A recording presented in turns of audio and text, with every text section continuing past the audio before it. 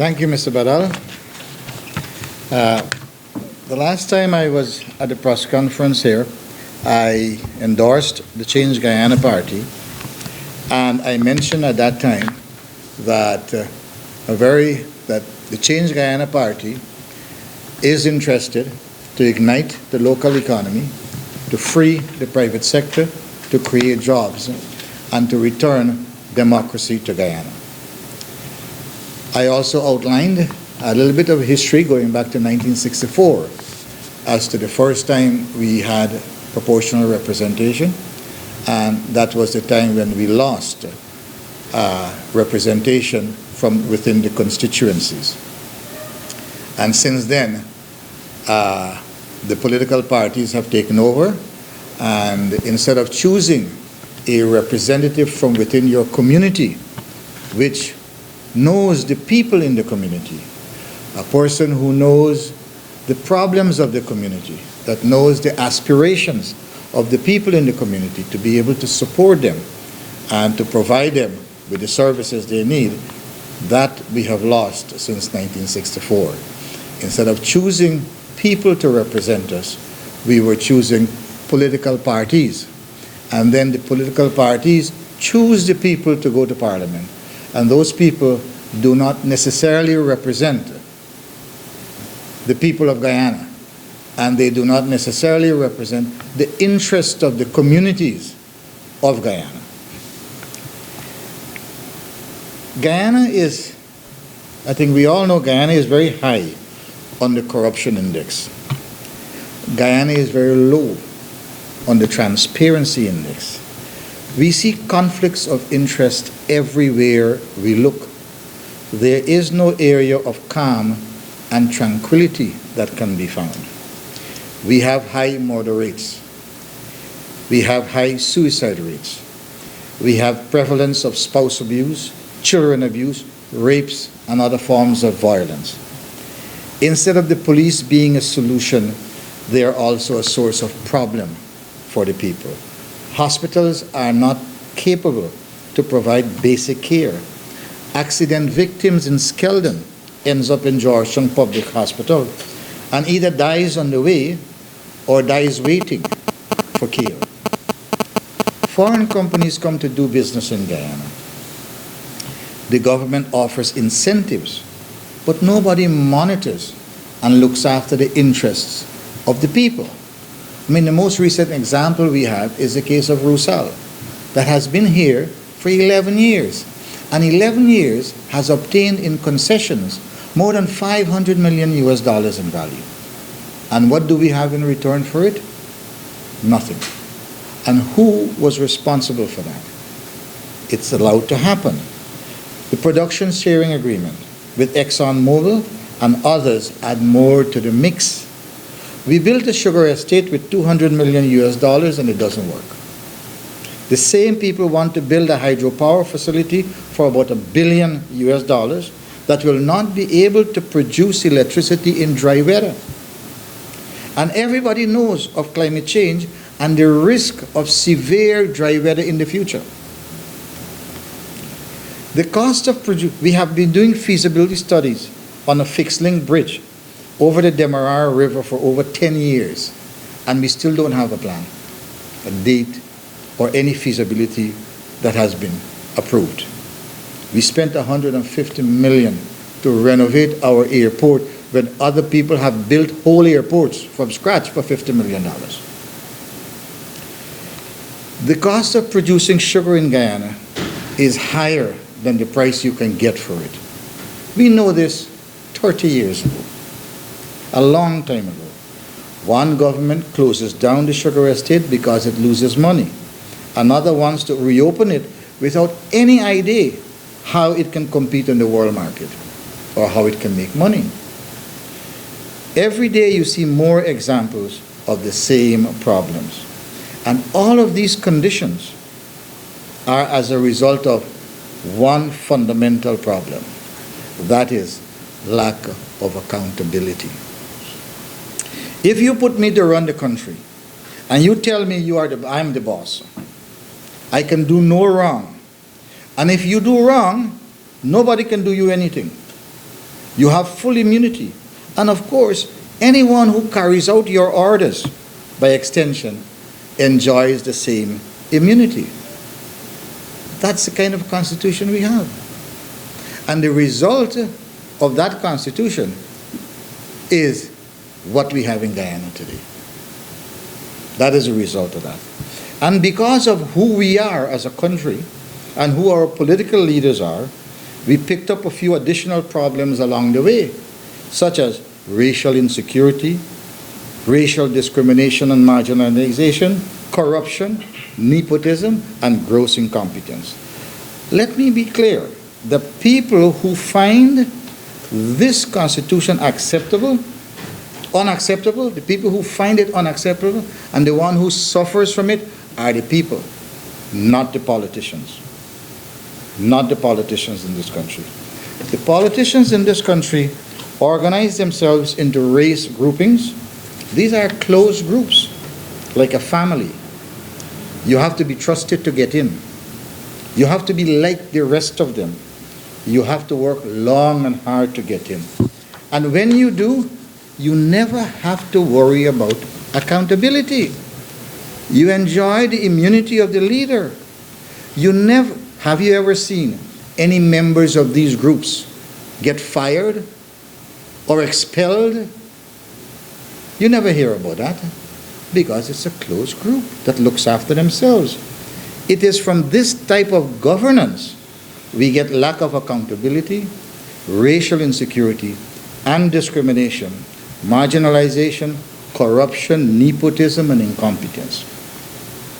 Administrations change. We had a recent change 5 years ago. Yet you do not see the new set of politicians successfully prosecuting and bringing the previous administrations to book for any wrongdoings during their time in office. I'm sure this is not for lack of trying. It can only be because at the end of the day, immunity stretches and has a wide net and covers a lot of people. The Change Guyana Party is proposing the implementation of a new constitution. Such a constitution will be designed by experts to bring back accountability. In a democracy, accountability will be to the people. How will this be achieved? Constitutional experts will be organized to design a constitution which will be inclusive of the following, some of the following. We will go back to having a ceremonial head of state, a president, who must be untouched by politics. Before we became independent, we had a governor general. After independence, we have an executive president. Since the 1980 Constitution, we've been pretty much the president pretty much had carte blanche as to what it is he does.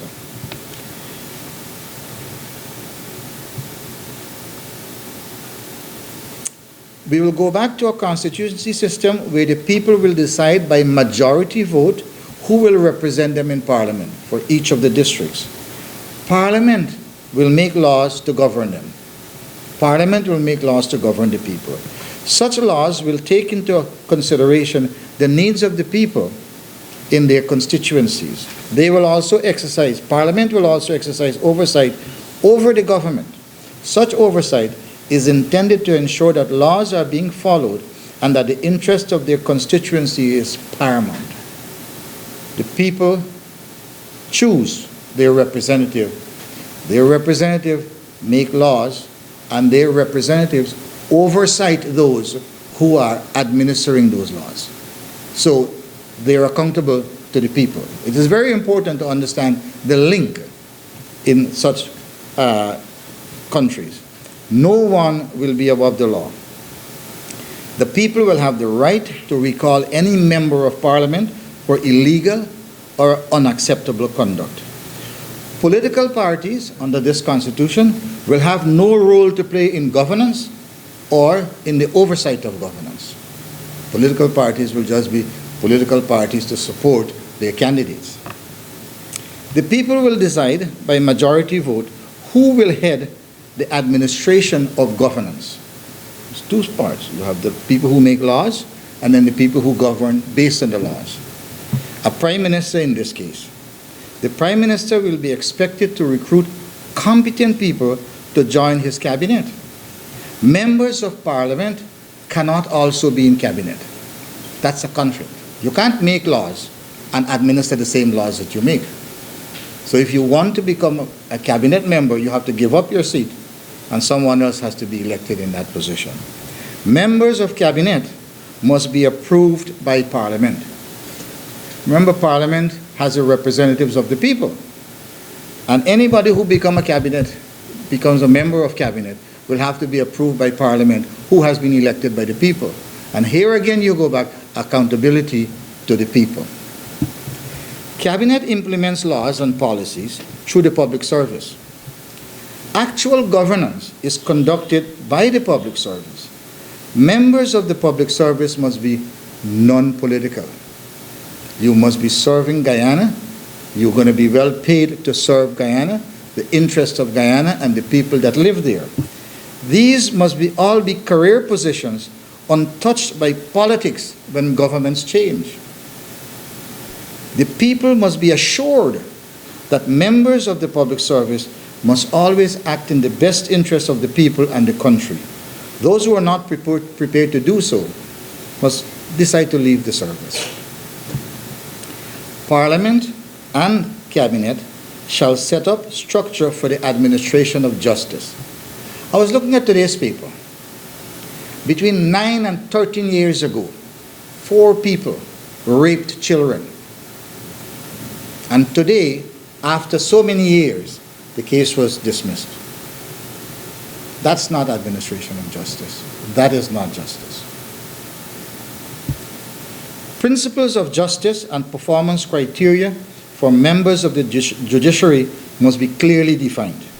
Such principles and criteria must be able to deliver justice to the people without fear or favor and in a timely manner. I know of one case where a guy was charged for a traffic offense and he had to go to magistrate court 17 times before it was eventually dismissed. That's not justice.